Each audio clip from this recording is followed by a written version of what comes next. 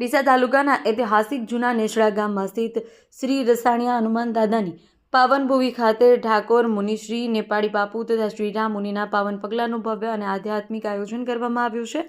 આ દિવ્ય પ્રસંગે સમગ્ર ગામમાં ભક્તિ, શ્રદ્ધા અને ઉત્સાહનું અનોખું વાતાવરણ સર્જાયું હતું। વહેલી સવારથી જ ભક્તજનો દર્શન તથા આશીર્વાદ મેળવવા મોટી સંખ્યામાં ઉમટી પડ્યા હતા।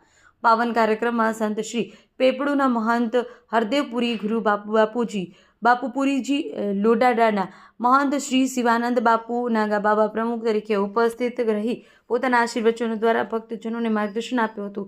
સાથે જ બનાસકાંઠા લોકપ્રિય સાંસદ ગેનીબેન ઠાકોર, દિયોદર ધારાસભ્ય કેશાજી ચૌહાણ, દિયોદરના પૂર્વ ધારાસભ્ય શિવાભાઈ ભુરિયા, ભાજપ જિલ્લા પ્રમુખ તથા પૂર્વ શિક્ષણ મંત્રી કીર્તિસિંહ વાઘેલા, ગુજરાત જાગીરદાર પ્રમુખ બહાદુરસિંહ વાઘેલા, બનાસકાંઠા જિલ્લા કોંગ્રેસ પ્રમુખ ભરતસિંહ મફતસિંહ વાઘેલા, ભરતસિંહ ભટેસરિયા, લાખાણી એપીએમસીના ચેરમેન બાબુભાઈ પાનખુટા તેમજ આસપાસ તથા તમામ ગામોના આગેવાનો, શ્રદ્ધાળુઓ મોટી સંખ્યામાં ઉપસ્થિત રહ્યા।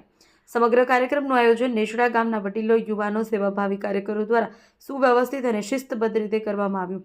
નવા નેસડાથી રસાણિયા હનુમાન મંદિર સુધી સુંદર શોભાયાત્રા કાઢવામાં આવી। કાર્યક્રમ દરમિયાન ભજન, કીર્તન, સંતવાણી, પ્રસાદી વિતરણ દ્વારા સમગ્ર વાતાવરણ આધ્યાત્મિક આનંદથી છલકાઈ ઉઠ્યું હતું।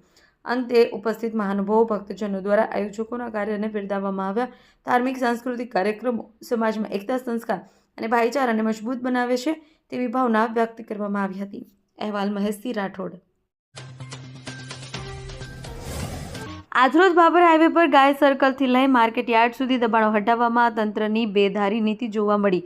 લોકોએ આક્ષેપ કર્યા છે 24 મીટર હટાવવાની અમને જાણ કરવામાં આવી નથી। કરોડો રૂપિયાના ખર્ચે નવીન બની રહેલ વિકાસ પથ પર દબાણો દૂર કરવામાં આવ્યા।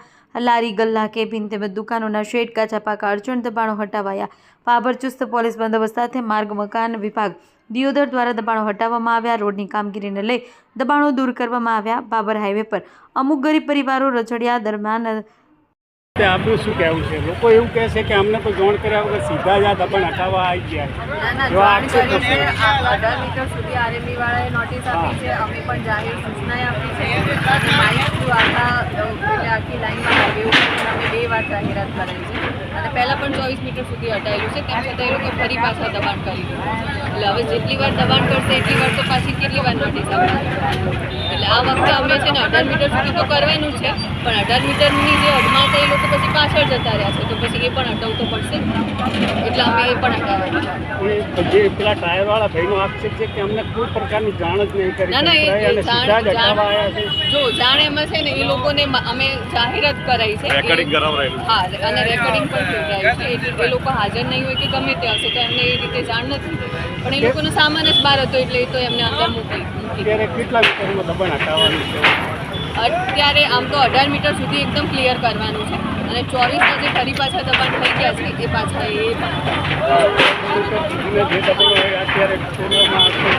હા એટલે આમ તો જો પહેલાં તો જોડેલા જ છે પણ જે ફરી પાછા એ લોકો લારી ગલ્લા મૂકી દીધા છે એવું।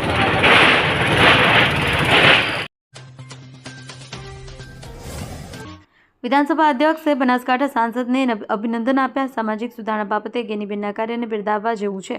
ગેનીબેને સામાજિક સુધારણા માટે સમાજને સાથે લઈ સમાજ માટે મોટું કાર્ય કર્યું છે। ઠાકોર સમાજના બંધારણે દરેક સમાજને ઉદાહરણ પૂરું પાડ્યું છે। આપણે રાવણા બેઠા બેઠા બીડીએ અમલ પીએ એ સારું નથી લાગતું। મને તમામ સમાજ અને માતાઓ દીકરીઓ માને છે તો મારું માની વ્યસનને છોડજો। માતાજીના પ્રતિષ્ઠા મહોત્સવમાં શંકરભાઈ ચૌધરીએ સ્ટેજ પરથી અભિનંદન અને નિવેદન આપ્યું। આજરોજ બાબર હાઈવે પર ગાય સર્કલથી લઈ માર્કેટ યાર્ડ સુધી દબાણો હટાવવામાં તંત્રની બેધારી નીતિ જોવા મળી।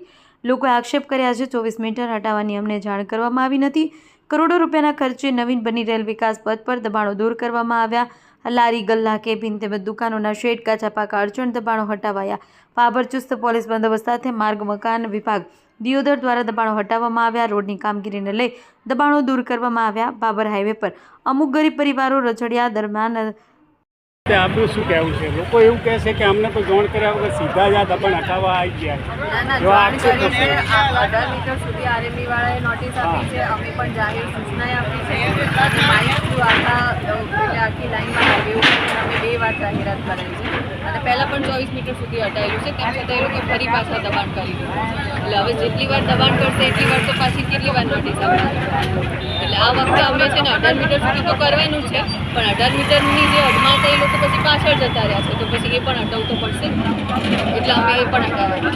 એ જે પેલા ટાયરવાળા ભાઈનો આક્ષેપ છે કે અમને કોઈ પ્રકારની જાણ જ નહીં કરી ના, ના, એ અને સીધા જ હટાવવા આવ્યા છે. જો જાણ એમાં છે ને એ લોકોને અમે જાહેરાત કરાઈ છે, હા, અને રેકોર્ડિંગ પણ થઈ જાય છે. એટલે એ લોકો હાજર નહીં હોય કે ગમે તે હશે તો એમને એ રીતે જાણ નથી, પણ એ લોકોનો સામાન જ બહાર હતો એટલે એ તો એમને અંદર મૂકી. અત્યારે કેટલા મીટરનું દબાણ હટાવવાનું છે? અત્યારે આમ તો 18 મીટર સુધી એકદમ ક્લિયર કરવાનું છે, અને 24 જે ફરી પાછા દબાણ થઈ ગયા છે એ પાછા જે દબાણો હોય અત્યારે છોડવામાં આવશે.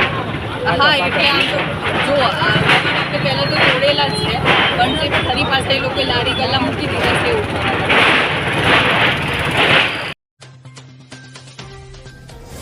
મંત્રી સ્વરૂપજી ઠાકોરના પરિવારે પણ બંધારણનો અમલ કર્યો. ઠાકોર સમાજના નવા નીતિ નિયમો મુજબ મંત્રીના પરિવારના લગ્ન થયા. પત્રિકા છપાવ્યા વિના સાદાઈથી લગ્ન કરી સમાજને ઉદાહરણ પૂરું પાડતો પરિવાર.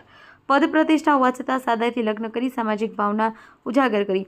ગુજરાત સરકારના મંત્રી અને વાવના MLA સ્વરૂપજી ઠાકોર.